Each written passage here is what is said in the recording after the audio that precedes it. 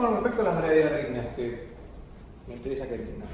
Primero, que nada, ante una bradiarritmia, ¿no? Debo pensar que hay dos posibilidades. Que haya una alteración, sí es una alteración, de la formación del estímulo, o que ese estímulo esté bien formado, pero es una alteración de la conducción. ¿Sí? Pero ante cualquier bradiarritmia yo me tengo que preguntar ¿por qué se presenta esa bradiarritmia y cuáles son los factores desencadenantes? Y si es que es patológico. Yo soy un pibe de 25 años que consulta para un prequirúrgico, por ejemplo. Y está 35 por minuto. Sinusal. Tiene que salir corriendo. O incluso no va, no tiene que salir corriendo, no se puede ver. Asintomático o no asintomático. ¿Cómo es esa bradiarritmia? Afecta al hemodinamismo del paciente. Pues si es un deportista de alto rendimiento, en reposo hasta 35 por minuto, incluso nodal, y no significa nada. Entonces, la idea es, nos sacamos corriendo porque es una bradiarritmia. Y volvemos primero al paciente. De la misma manera que decíamos que con la taquicardia que puede ser ancho o angosto, con la taquicardia de compensar al paciente que tenía que chocar, acá tampoco salgo corriendo porque sí. Pero un montón de gente que tiene bradiarritmia y es normal. Seguimos. ¿Trastorno en la formación del estímulo o trastorno en la conducción? Básicamente no, las bradiarritmias por trastornos en el ritmo sinusal. Y además son por los diferentes bloqueos. Y para tratar una bradiarritmia como algo patológico, tenemos que ver si da síntomas o no. ¿Sí? Síntomas de bajo gasto cardíaco, mareos, hipotensión, náuseas, todo cortejo vagales, angor, insuficiencia cardíaca. Si no veo nada de eso, bueno, tengo que pensar con la quizás normal del paciente. Y si son asintomáticas, las tengo que estudiar. Si son sintomáticas, lo importante es actuar rápido. De la misma manera que con las taquiarritmias, cuando eran sintomáticas, cuando descompensaba al paciente, teníamos que chocar. Acá si son sintomáticas, me está hablando de que no tengo que quedarme esperando y tengo que de alguna manera subir la frecuencia de ese paciente. ¿Con drogas? ¿O con un repaso transitorio? Drogas. El problema de las drogas es que muchas veces son sencillas de usar, pero es impredecible el tiempo que nos van a servir. Tengo un paciente que viene con un bloqueo AB, le pongo, ya vamos a ver con cuantificador, pero le pongo isoproterenol o dopamina y logro mejorar el pasaje auriculoventricular, sube la frecuencia, me quedo tranquilo. No, la idea es, esto me da un tiempo para poder poner más espacio transitorio. Porque en algún momento puede ocurrir que esa droga deje de ser. Por ejemplo, ocurre a las 3 de la mañana cuando uno ya está durmiendo y te llaman que dices que el paciente se recadeció de nuevo y ahora está bloqueado y no responde nada y hay que poner un marcapaso de urgencia. Entonces, la idea es evaluar bien al paciente para ver cuál va a solucionarse solamente con drogas y cuál va a requerir un marcapaso de urgencia. ¿De acuerdo? Y si son asintomáticas, tengo que pensar la causa desencadenante y ver si realmente hay que hacer algo o no hacer nada.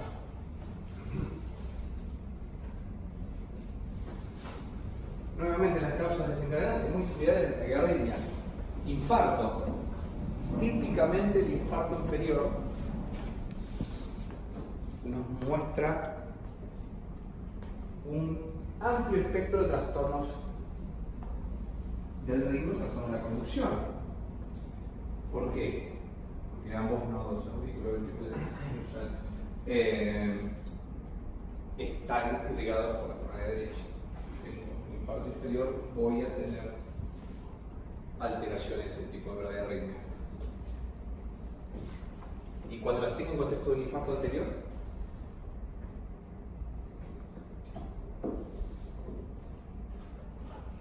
por lo general no se recupera. Porque como la circulación de nodo es doble, pero predominantemente la coronaria derecha, si yo tengo un bloqueo AB en contexto de un infarto anterior, seguramente ese bloqueo no va a revertir por más que yo actúe ese paciente. En cambio, los infartos inferiores voy a estar esperando hasta 2 semanas que voy a lograr conducción. Muchas veces. En esos pacientes con un infarto inferior, por ahí ese paciente que con atropina logra subir la frecuencia, angioplastio, y sale sin necesidad de que yo le ponga el transitorio. Pero ante cualquier infarto, tengo que saber cuán rápido voy a tener hemodinámica. ¿Por qué? Porque un paciente con un infarto que está en un bloqueo AB de cualquier tipo, que está bradicárdico, corre mayor riesgo de desencadenar ataque cardiovascular. ¿Por qué? Porque la baja frecuencia provoca la QT. Los infartos extrasístoles. Una extrasístole que cae en el periodo refractario relativo puede causar un ataque cardiovascular. ¿Qué hago en un ataque cardiovascular? La choco. ¿Y qué pasa si yo la choco? Se me para. Pues está bloqueado. Y tiene un escape. Entonces yo choco, sale paro. Se empieza a reanimar. Sale radicárdico, con suerte. El paciente ventricular, el que carga ventricular, estamos en la misma. Y es un círculo vicioso. Entonces, vamos a ver, pero como consejo, respecto a un infarto, es muy rápido tener hemodinámica, no se jueguen por drogas, como por ejemplo el isocotenol, favorece ese angiogenito contexto de isquemia. Entonces yo le pongo isocotenol con cualquier otro paciente y le estoy chispeando estas sístoles hasta que se desarrolle el ataque cardiovascular. Como dopamina, puede pasar lo mismo. Entonces, a menos que tengo hemodinámica muy rápido, tengo problemas con esa reacción. Porque si no, me puede ocurrir esto y es de nunca acabar.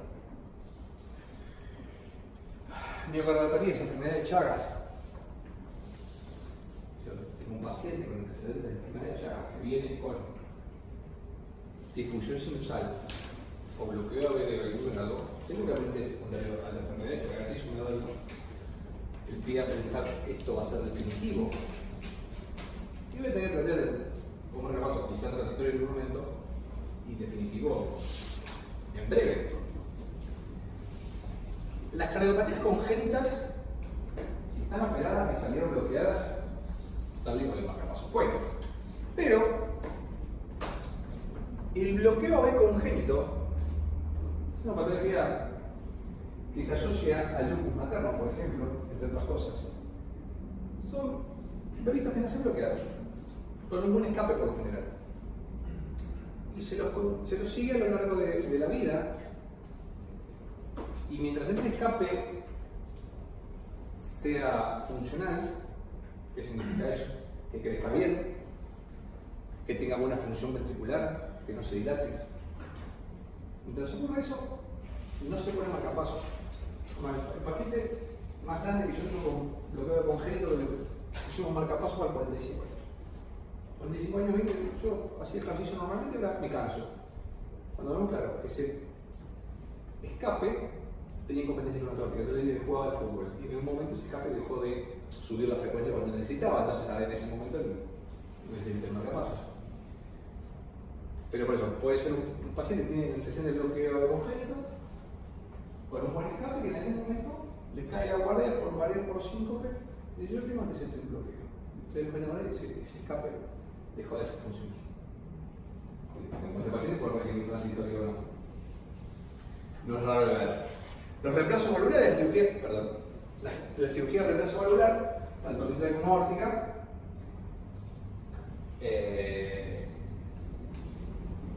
las válvulas se estructuran, la fibrosis intraórtica, por una persistente de conducción.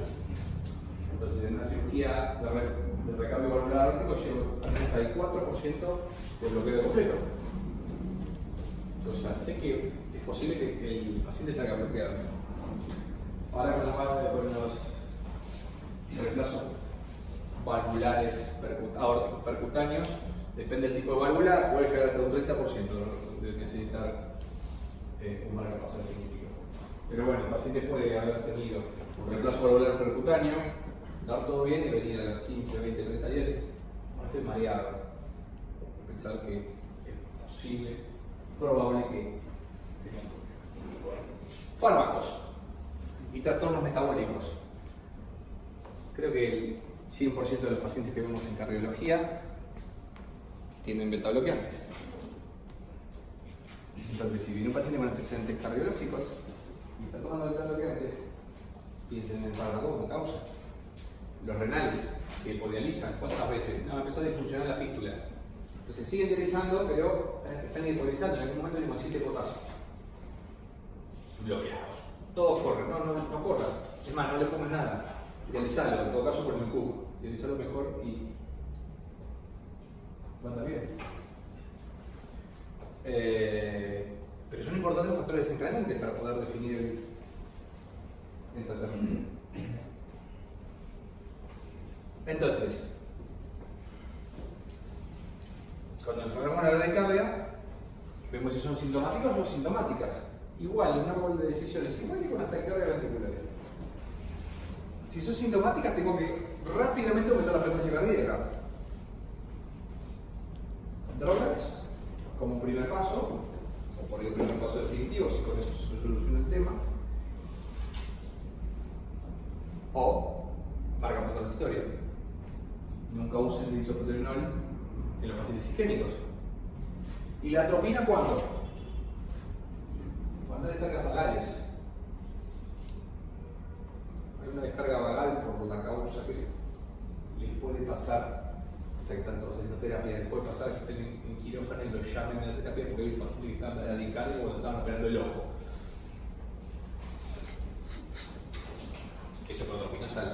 Si el anestesiólogo no le pasó atropina, que a veces pasa, eso sale. Eso pasa también en terapia con eso, con los pacientes, por suboclusión, obstrucción intestinal, por supuesto, cualquier víscera hueca que se dilate de golpe, por la causa que sea, se clava de punta. ¿Y saben en dónde pasa? Lo que pasa es que nosotros, por ejemplo, a mí ya los tengo entrenados. Cuando les hacen la laparoscopía para cualquier cosa y ya tienen una previa, le meten el trocar más ancho y si le pasa, lo inflan el abdomen mucho más rápido, pero seguro que se va a radicalizar.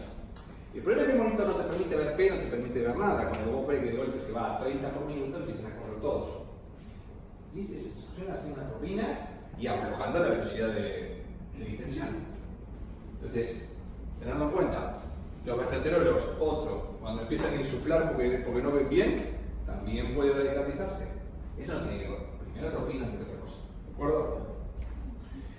Ahora, si son asintomáticas, bueno, tenemos que ver los desencadenantes, ¿no? Y si los desencadenantes son transitorios o son definitivos, ¿no? Es decir, el paciente que está gásico, difícil que sea transitorio, a menos que sea un paciente chagásico que tiene algunas extrasístoles, entonces fue a consultar a un médico y le puso atenolol. Después fue al otro y le dijo que tome bisoprolol, porque se olvidó de decirle que tome bisoprolol, pero no tome atenolol. Entonces fue al otro y le dio amiodarona. Entonces el otro viene el paciente y tiene atenolol, bisoprolol, amiodarona y encima cannabidiol porque el otro le dio para la presión. Pero el paciente se había olvidado de decirle que tomaba todo lo demás. ¿Cómo toma todo eso? Claro, muchas veces nos olvidamos de decirle que son para diferentes cosas, pero el mismo tipo de medicamento.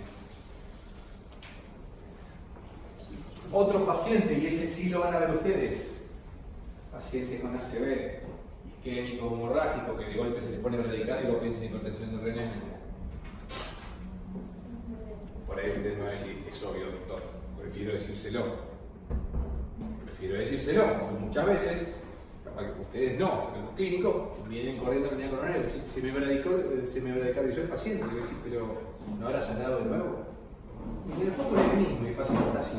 O sea, qué sé yo, pero lo que tenés que empezar a tomar inmediatamente, a menos que hayas hecho algo o que le hayas pasado algo, es que por parte de una técnica. Porque yo te voy a dejar.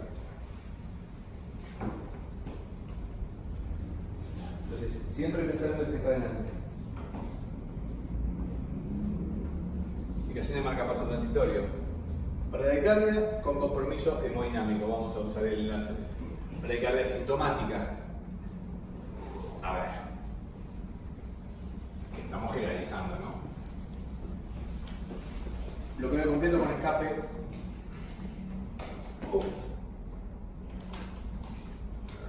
Se va a reiniciar así que bueno. Con un escape bajo. Un escape de baja frecuencia. Tienen un bloqueo completo con un escape a baja frecuencia. ¿Le hacen atropina, sí o no?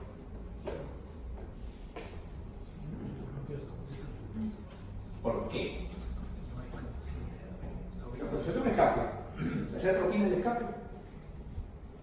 ¿Se entiende? El bloqueo es completo. No hay conducción auricular. La B está bloqueada. Y tengo un escape. ¿Hago atropina? No, pero más sencillo. No sirve. No, en principio no. ¿Qué pasa? No vaya a hacer cosa que dependa ese escape, dependa del simpático, yo le puse del parasimpático y yo se lo bloqueé. Y me quedo sin escape. Yo tengo que pensar muy bien antes de responder. De paso atropina, no, pero déjame ver que no esté bloqueado. Por el escape. ¿Sí? Entonces, ojo, no cualquier atropina. Opina cualquier. ¿Qué es el pendrive? Sí. ¿Cuál es el propuesto para el Ah, claro. Sí. guardar el escritorio cuando se dispara?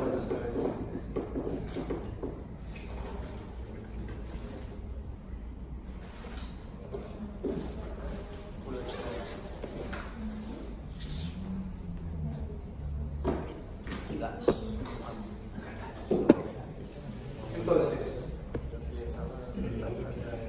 trastorno de conducción y bloqueo, trastorno de conducción nuevo y bloqueos, otra de la causa, ¿no? El infarto. No se ríen. No se ríen por esto que yo les digo. Muy fácil de hacer taquicardia a la taquicardia dependiente, porque fue lo que escuché. Lo que provoca la taquicardia y lo que provoca la bronquisquemia. ¿Sí? Entonces, pónganle transitorio.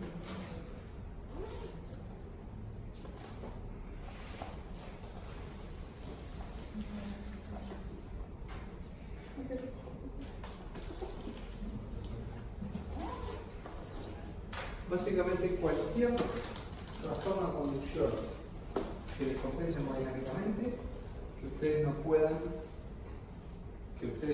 puedan aportar una adecuada frecuencia cardíaca, controlarse. Tiene que poner una causa del sistema.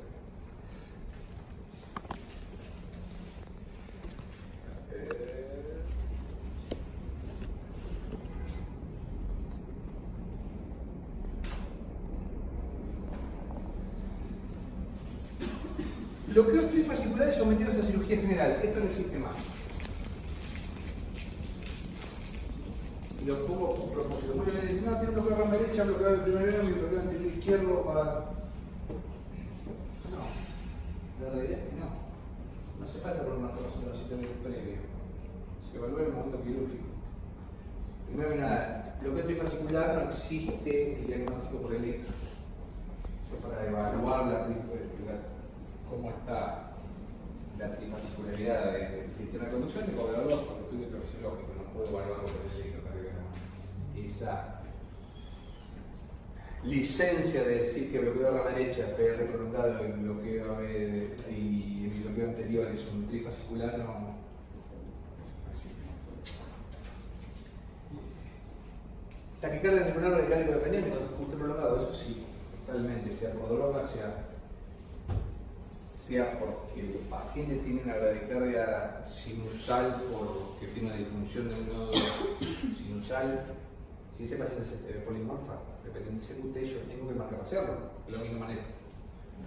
Cualquier droga que le va a aumentar el cronotropismo antes de cortar el QT, ese aumento del cronotropismo le va a decir una ataque cardiovascular. Le ponemos un transitorio y marcapasarlo como mínimo a 90 latidos por minuto. Acorde el QT, y me todo el rápido y no. Se ataque cardíaco.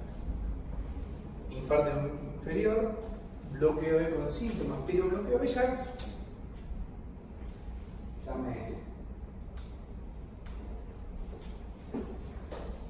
me fui hasta el final. Porque una indicación en el contexto del infarto es el bloqueo alternante de rama. Yo tengo un paciente que está con un infarto. Yo veo que por momento tengo bloqueo rama izquierda, por momento tengo bloqueo rama derecha. O tengo mi bloqueo anterior y mi bloqueo posterior en forma intermitente.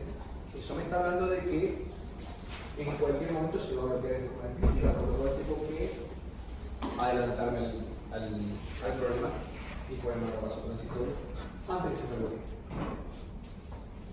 Y llevarlo de manera correcta.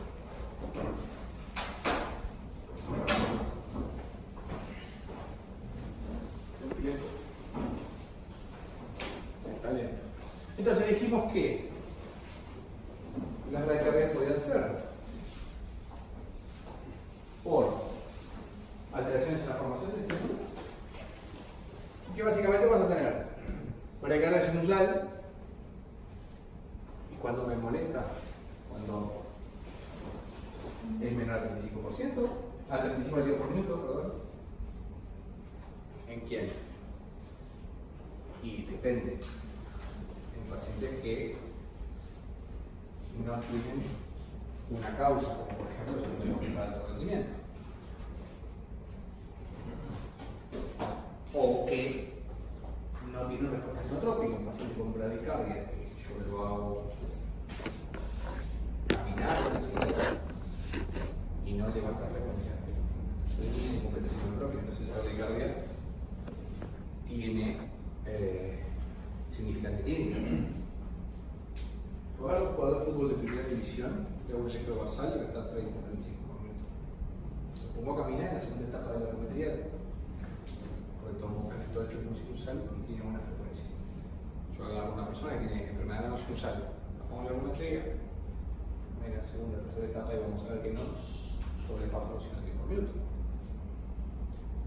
Y va a darle síntomas, porque si tiene correo colectivo, va a necesitar frecuencia, y no lo va a tener.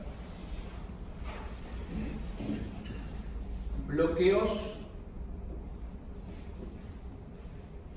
sino-auriculares. ¿Qué significa eso? Que la formación del estímulo se produjo bien en el lado sinusal, pero cuando ese estímulo se traduce para conducirse por la aurícula, encuentra diferentes grados de bloqueo. Entonces, ¿cómo lo voy a ver? La verdad que los bloqueos sino-arteriales en el electrocardiograma se ven. El de primer grado se ve en el electro, ¿no? El primer grado es un bloqueo de primer grado. Claro, los otros son electrofisiológicos. Todos son electrofisiológicos, porque ¿qué vemos? No vemos el inicio del estímulo. Lo que no vemos es una P. De golpe no va a faltar una P. ¿Sí? ¿Y cómo vamos a hacer el diagnóstico de esta P que nos falta? Porque esta P, acá nos falta una P, ¿no? Si pensamos que hay 1, 2, 3, 4, 5. 1, 2, 3, 4, 5. Acá debe haber QRS. Mínimo. Nos ayudaste un marcapasos. Descarga más o menos a la misma frecuencia. Entonces la diferencia de un paro o pausa sinusal a un bloqueo sinoauricular es la siguiente. El paro sinusal separó el ritmo sinusal. Y por lo general, cuando hay un paro del ritmo sinusal, se recicla ese marcapasos y arranca a diferentes frecuencias. Entonces la pausa no va a ser múltiplo del ritmo que venía. Se separó el ritmo sinusal y arrancó de nuevo. Cuando hay un bloqueo sinoauricular, el el marcapasos funciona bien, mantiene la misma frecuencia. Lo que ocurre es que la conducción de ese estímulo no se produce. Entonces la pausa va a ser múltiplo del ritmo que venía. Pero la realidad es que para hacer el diagnóstico definitivo hay que poner el cable, porque el electro no lo puede. Y el bloqueo de tercer grado, si no el bloqueo de tercer grado, es como un bloqueo de concreto. Entonces, el de primer grado lo puedo distinguir porque un PR es más prolongado. El de segundo grado es indistinguible. Veo esto. Reiniciando en 14 minutos, pongámosle. La disfunción sinusal, típicamente descrita con el síndrome taquibradia. Hay una sobreestimulación por una arritmia supraventricular y ese nodo se ve sobrepasado. Y la descarga paroxística de baja respuesta, que si bien no es propia de la enfermedad del nodo sinusal, se asocia muy frecuentemente a ella. ¿Sí? Todos estos son manifestaciones de la enfermedad del nodo sinusal, que es la principal causa de bradicabeo.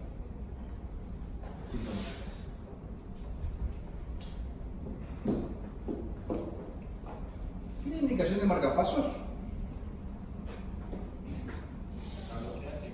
¿Ah? No, la de enfermedad no sinusal. Esta no es un bloqueo completo, ¿no? O sea, es sinusal esto, con lo cual el problema es la misma. La enfermedad no sinusal en sí mismo no ha matado nunca a nadie. El problema es que el paciente se desmaya cruzando la calle y se lo pasan por arriba. ¿Estamos de acuerdo?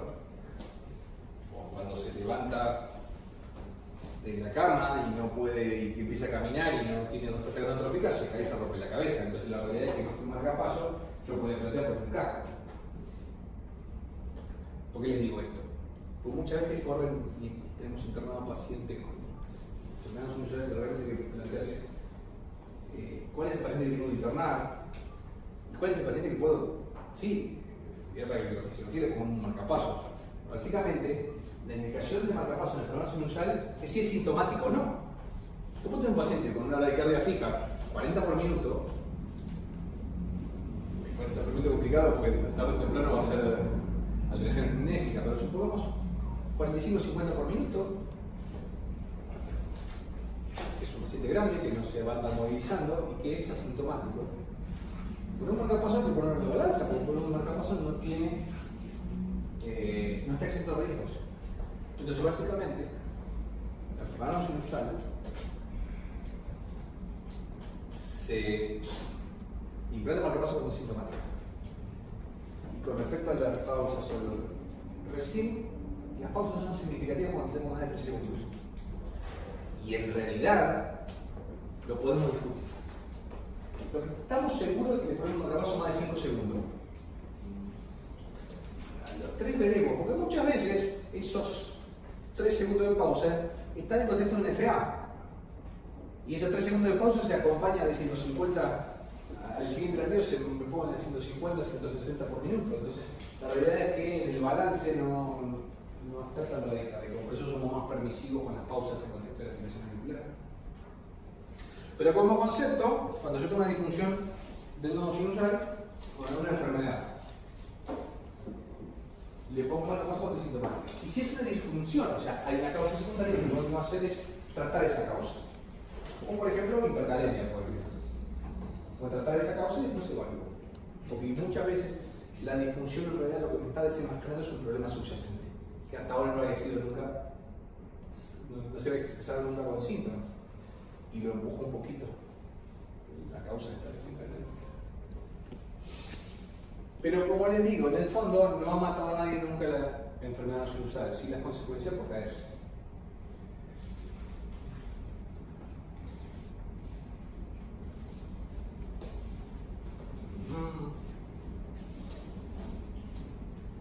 Esta es la formación del estímulo. Ahora vamos a ver una vez bien formado y alcanzado el nodo B, vamos a ver los trastornos de la conducción, que básicamente son los bloqueos AB. El de primer grado es una prolongación de la conducción auriculoventricular fija que no tiene mayor consecuencia para el paciente, salvo aquellos bloqueos auriculares de primer grado mayores a 400 milisegundos, que son fijos, que no se modifican con la frecuencia. ¿Eso por qué? Porque yo tengo un bloqueo fijo de 400 milisegundos y el paciente empieza a correr, termina teniendo la contracción auricular con la válvula mitral cerrada. Una cuestión de ciclo. Disincronía auriculoventricular, pero porque ese PR está prolongado y el shock ventilo se reverbe. El paciente tiene un problema síndrome de marcapasos sin marcapasos. Y sería la única causa, porque contracción auricular con válvula cerrada aumenta presión en el sartorio pulmonar, va a tener insuficiencia cardíaca por esto. La única causa por la cual yo, un bloqueo de primer grado, tendría que poner marcapasos. Muy raro, pero se ve. Después, si no, por esto el bloqueo de primer grado se afecta y ya.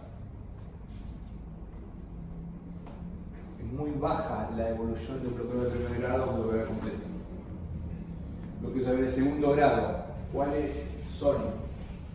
Segundo grado tipo 1, tipo 2. Tipo 1 tiene periodicidad de 20 va. ¿Y eso qué significa?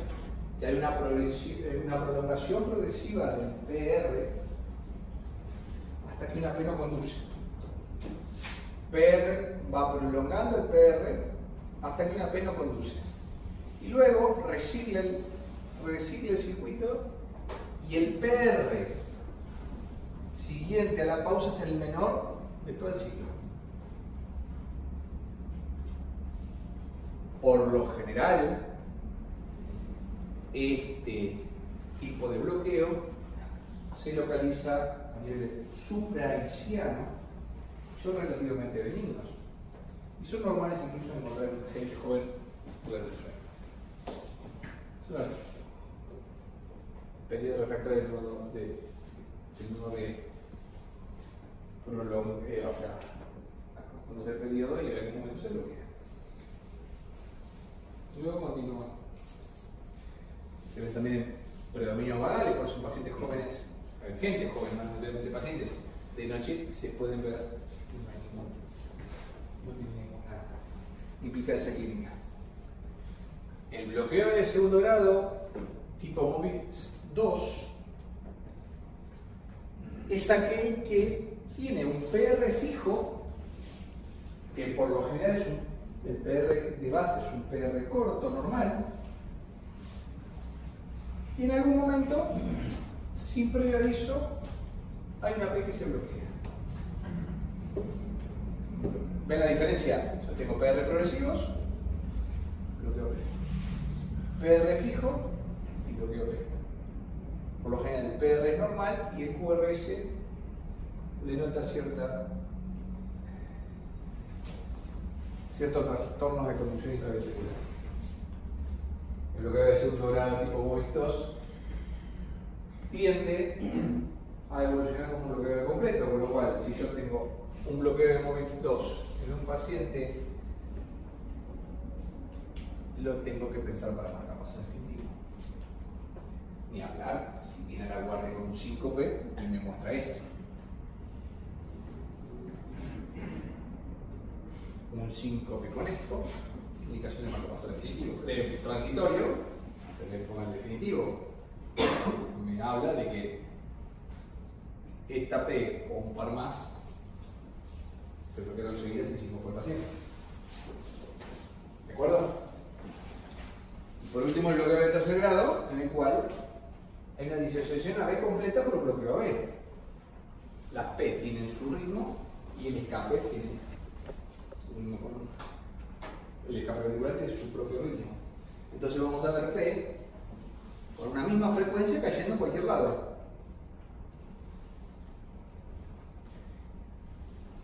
Y la eyección va a depender de este escape.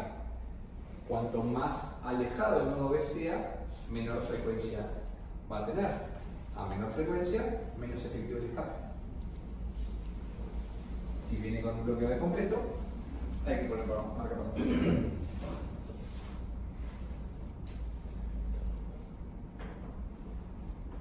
¿Sí?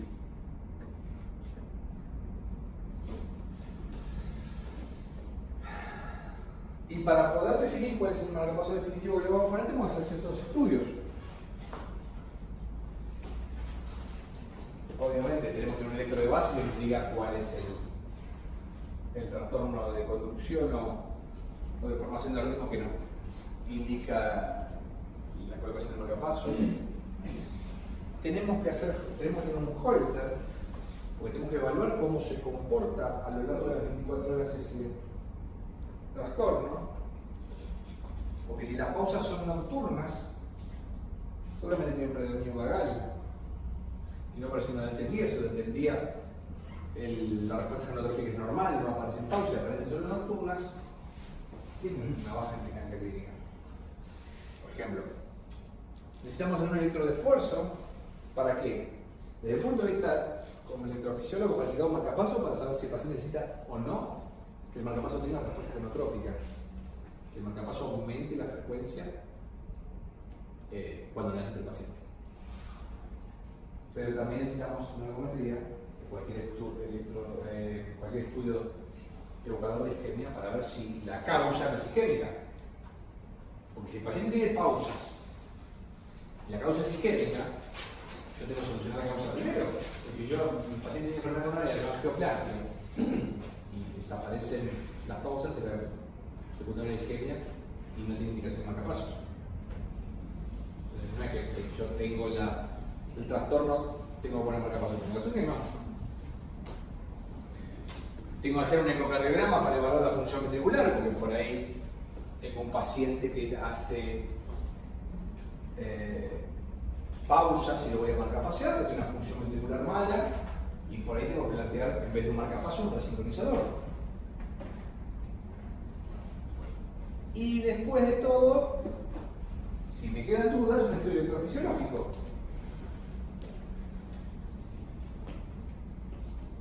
Si yo les planteo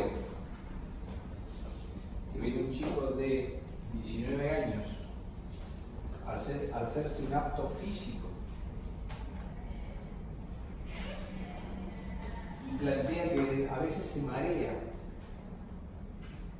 entonces alguien le pide un holter y encuentra que tiene 7 segundos de pausa, ¿no?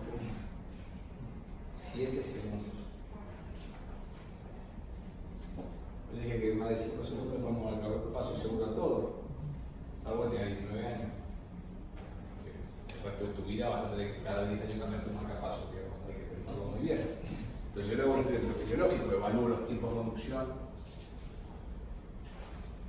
cómo está ese nodo sinusal, lo estreso, todo, y después repito con atropina. Ese chico es un caso real, y con atropina normalizaba todo. Y sin atropina tiene 7 segundos de pausa, que no es asintomático, no se hace nada. Se lo esperen, el propio paso del tiempo va a disminuir el tenor vagal. El problema es que viene ese piloto. Ahí sí, no va a conseguir nadie que consigue segundos de pausa de define un acto físico. No es el piloto. Si tiene marcapaso tampoco puede ser piloto.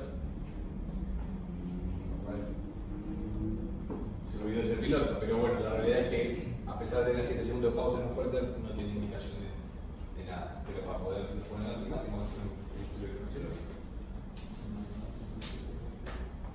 Bien. Y ahora, vamos a repasar la definición de marcapaso transitorio. Asistole al bloqueo de completo. Si presenta interparo, no tengo duda, es difícil que pueda lograr frecuencia si interparo. En ese caso vamos a entrar con el marcapaso transitorio estimulando. Si nos olvidemos de ver lo que les voy a enseñar después, cómo se pone un marcapaso transitorio. Conecto el cable, me meto estimulando y trato de conseguir captura.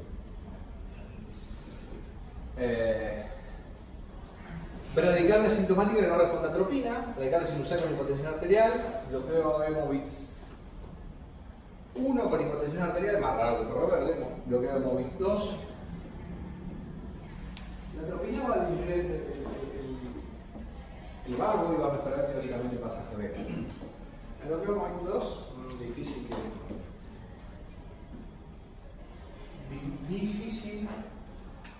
que mejore el pasaje. Infarto con bloqueo de rama bilateral. ¿Eso qué significa esto? El bloqueo alternante de rama, derecha o izquierda, ¿no? O bloqueo de rama derecha, pero con el bloqueo alternante, anterior y posterior. Ambos me está hablando que si bloqueo la rama derecha por un momento y después bloqueo la rama izquierda, ambas ramas están en riesgo. Lo próximo que hace es siempre bloquear los dos. Y hay un bloqueo completo. Si tengo un bloqueo de la rama derecha y por el momento bloqueo el rama anterior y por el momento bloqueo la rama posterior, es lo mismo que tuviera un bloqueo de la rama izquierda alternante. Entonces, ante un infarto con bloqueo alternante, no me espera que evolucione el bloqueo completo. Y además, ¿por qué no espera que evolucione a bloqueo de completo? Ese calor, ¿no? Soy yo. ¿Por qué no espero?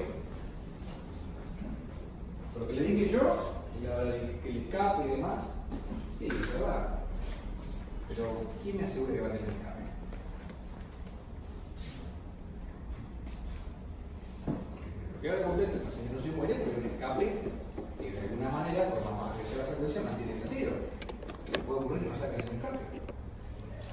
Solo los chicos que se mueren jugando al fútbol con un infarto inferior.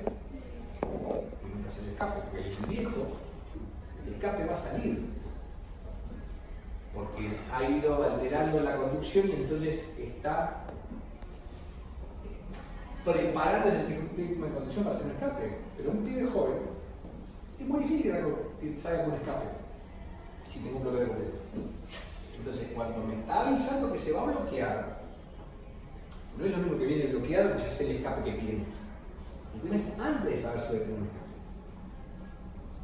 ¿Sí? Porque yo no fui claro en ese sentido. Si yo viene con el escape, ya sé cuál es el escape que va a tener. Pero si todavía no se bloqueó, nadie me dice a mí cómo va a ser ese escape, si va a ser baja frecuencia o no va a ser escape en absoluto. Entonces tengo que poner transitorio y no esperar. Eso es una indicación de clase 1, o sea, sí o sí. Si no lo pongo, estoy haciendo mala praxis. Y clase 2A, bueno, pausas sinusales recurrentes en respuesta a tropinas, sobre estimulación auricular. Claro, porque a veces yo tengo una taquicardia que puede ser auricular, ventricular, que la puedo sobreestimular, en vez de estar dedicándola, yo la sobreestimulo y la puedo cortar. Entonces le pongo un transitorio. O bien, si el marcapaso, muchas veces cuando el paciente tiene un marcapaso definitivo, yo puedo cortar una taquicardia con sobreestimulación. Si tengo problema de lo puedo hacer. No es fácil, pero. Entonces muchas veces teniendo un transitorio, puedo tratar ciertas cosas. O un paciente, por ejemplo, que se me fibila general, ¿no? Se me fibila la repetición y se descompensa hemodinámicamente, no puedo estar chocando. Yo le pongo un marcapaso transitorio, lo marcapaseo 90% y va a ser difícil de sufrir. Si le pongo el catéter en la auricular, el tipo no me importa, pero si le pongo el catéter en la auricular y lo marcapaseo, voy a ir a sufrir por un tiempo. Entonces, las sobreestimulaciones también son una indicación de marcapaso transitorio.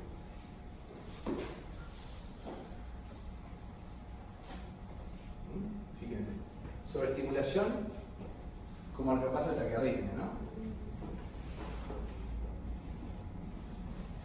El uso de marcapaso transvenoso por sobreestimulación auricular ventricular se reserva para pacientes con taquiarritmia ventricular de tipo torsión de punta que corresponden a magnesio intravenoso y a otro tratamiento. Yo lo marcapaseo, le dije mínimo 90. Homogenizo el periodo refractario, rompo el QT y no voy a tener más torsión de punta. Y eso me va a servir hasta que yo pueda poner el definitivo.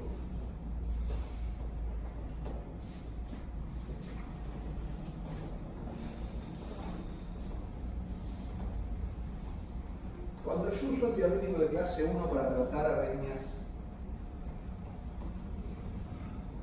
como la defibrilación auricular, hay algunos pacientes que desarrollan una aleteo auricular conducción 1. En realidad no es un aleteo. La fibrilación auricular se organiza en la crista y empieza a conducir como si fuera un aleteo, con conducción 1. Eso hace que el ventrículo reciba un estímulo continuo a 300 latidos por minuto. Se puede filtrar. Entonces, si yo meto un catéter y lo sobreestimulo, puedo llegar a ganarle y cortar esa arritmia. Lo que pasa es que va a volver. Lo mantengo marcapaseado hasta que metabolice el antiarrítmico y después no lo vuelvo a usar más a ese antiarrítmico en ese paciente, pues eso es lo que me va a pasar.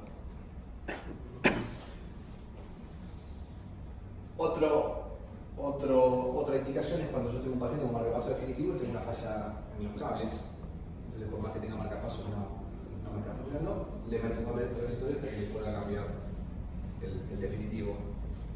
Y mayormente no hay contraindicaciones para poner un marcapaso transitorio, salvo cuál, la hipotermia. Yo tengo pacientes con hipotermia antes de estimularlo, claro, le tengo que subir la temperatura. Porque si no, no voy a tener respuesta.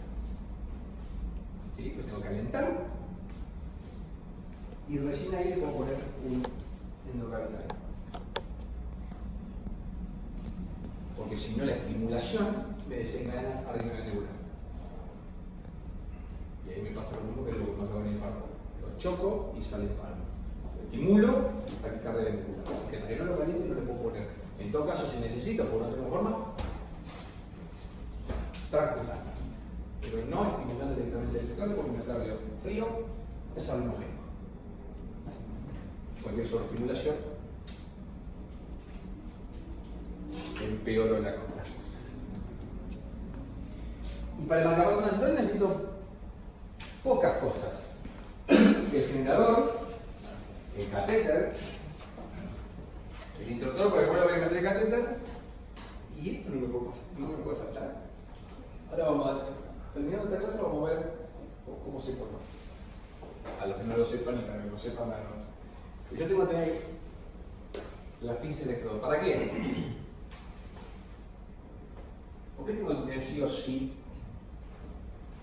esa pinza? ¿Qué hago con esa pinza? Sí, pero no. Esta es una pinza común. Sí, con distintos colores, pero esta es la más común de todas. Mapa con el generador. Hace un mapa con el generador. ¿Cómo? Sí, ¿cómo? Pongo el electro. B1, lo dejo suelto. Cocodrilo en B1, cocodrilo en el distal. Distal en la punta. Y empiezo. Me meto y voy viendo el andapé. Pero vamos a charlar después. Entonces me voy ubicando dentro del corazón. Desde la vena cava me voy ubicando y puedo saber si estoy colocándolo bien o no, porque no cualquiera tiene hemodinámica para ponerlo por hemodinámica.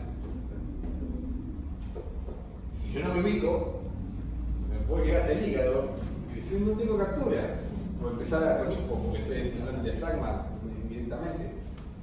Puedo volverme loco y le pongo este marcapasos negro porque estos son muy finitos. Muchas veces pegan en la tricúspide y pegan la vuelta. Se va para arriba. Uno se vuelve loco, si no está mapeando, se vuelve loco. Dice, ¿cómo puede ser? Y yo sí, no estoy capturando nada. Pero pegó la vuelta y lo tiene por arriba. Entonces, hay que aprender a ponerlo en 2 segundos, pero mapeando. Esto se lo vamos a ver. Ahora no.